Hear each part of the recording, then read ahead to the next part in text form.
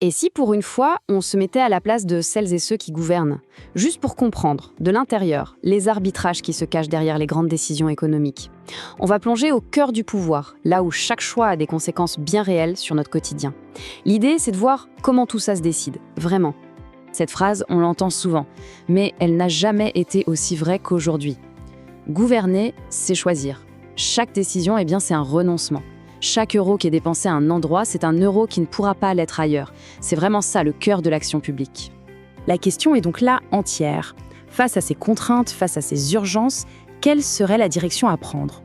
Il ne s'agit pas juste d'observer, mais vraiment d'essayer de se mettre dans la peau de la personne qui doit décider. Et justement, sur le bureau, il y a 3 dossiers brûlants et complètement interconnectés. Le premier, il concerne nos engagements vis-à-vis de l'Europe. Le deuxième, ce sont nos finances, à nous, pour l'année qui vient. Et le troisième, il touche directement au portefeuille de millions de foyers. Allez, on regarde ça de plus près. Le premier dossier. C'est peut-être le plus technique, mais en fait, il conditionne absolument tout le reste. C'est la gestion de notre déficit public. Le voilà, le chiffre qui met la France sous surveillance. 5,2%. C'est notre déficit public. Et c'est bien au-delà de la fameuse limite européenne fixée à 3%. La conséquence directe de ça, c'est que la France se retrouve officiellement sous une procédure pour déficit excessif. En clair, ça veut dire qu'elle est obligée de corriger sa trajectoire budgétaire. Bon, avant d'aller plus loin, petite précision, mais elle est cruciale pour bien comprendre de quoi on parle. Le déficit, c'est le problème de l'année. C'est la différence entre les dépenses et les recettes sur un an. La dette, elle, c'est l'accumulation de tous les déficits des années passées. Donc, pour soigner la dette sur le long terme, il faut d'abord maîtriser le déficit année après année. Et c'est là que le choix devient cornélien. Surtout avec une croissance économique qui peine à décoller, prévue à seulement 0,7%. D'un côté, si on augmente les impôts, on risque de casser net la consommation. De l'autre, si on coupe massivement dans les dépenses, on pourrait freiner des investissements d'avenir et fragiliser notre modèle social. Il n'y a pas, objectivement, de solution facile.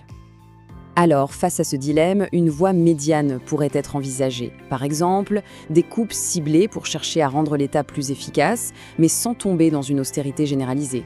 Ensuite, on pourrait protéger les investissements jugés essentiels pour l'avenir, comme la transition écologique.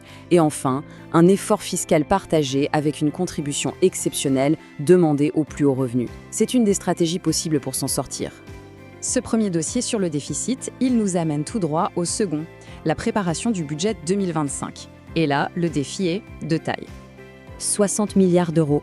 Il faut prendre un instant pour bien mesurer ce que ça représente. Ce n'est pas une vague estimation, c'est l'ajustement total qu'il faut trouver pour le budget de l'année prochaine. C'est une somme absolument colossale qui mélange des économies à faire et des nouvelles recettes à trouver.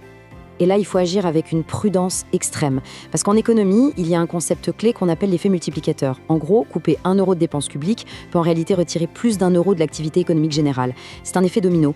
Et avec une croissance aussi faible, le risque de faire basculer l'économie en récession est bien réel.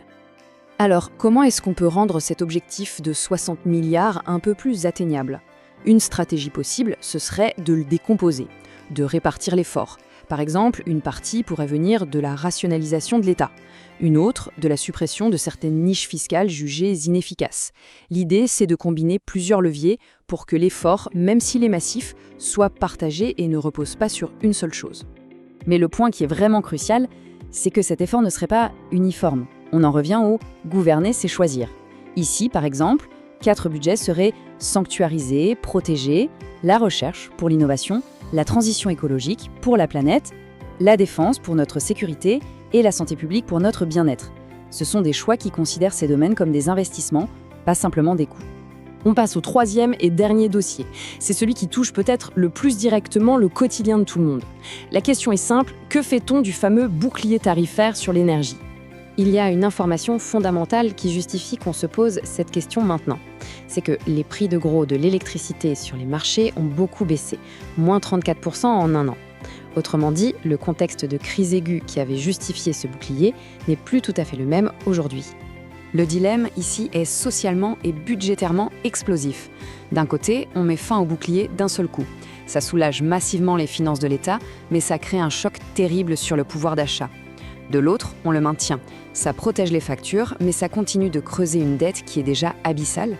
Ici aussi, une approche pragmatique pourrait être de chercher une sortie en douceur. Par exemple, un lissage sur 2 ans pour que les factures s'adaptent progressivement. On pourrait coupler ça avec un renforcement du chèque énergie pour cibler l'aide sur les ménages qui en ont le plus besoin. Et puis pour les entreprises, des contrats à long terme pour leur donner de la visibilité. C'est une solution qui essaye de concilier les 2 impératifs, budgétaire et social. Voilà. Maintenant, si on prend un peu de recul et qu'on regarde ces 3 décisions possibles, sur le déficit, le budget et l'énergie, on voit qu'une philosophie commune commence à se dessiner. Ce tableau de bord y résume bien la logique qu'il pourrait y avoir derrière ces choix. Pour le déficit, le principe directeur, ce serait la responsabilité. Pour le budget, le courage. Et pour l'énergie, la protection des plus fragiles. Chaque décision s'inscrirait dans ce cadre plus large. Et ce cadre, justement, c'est une vision qui serait fondée sur 3 piliers. La responsabilité, d'abord, pour restaurer la crédibilité et la confiance. L'ambition, ensuite, pour ne pas sacrifier l'avenir au présent, en continuant d'investir. Et enfin, la solidarité, parce qu'un effort national, pour qu'il soit accepté, doit être juste. Et l'exercice se termine ici. Gouverner, c'est faire des choix, souvent très difficiles, entre des options qui sont toutes imparfaites. La question finale reste ouverte. Face à ces mêmes dossiers, avec ces mêmes contraintes, quels autres choix auraient été possibles? La réflexion ne fait que commencer.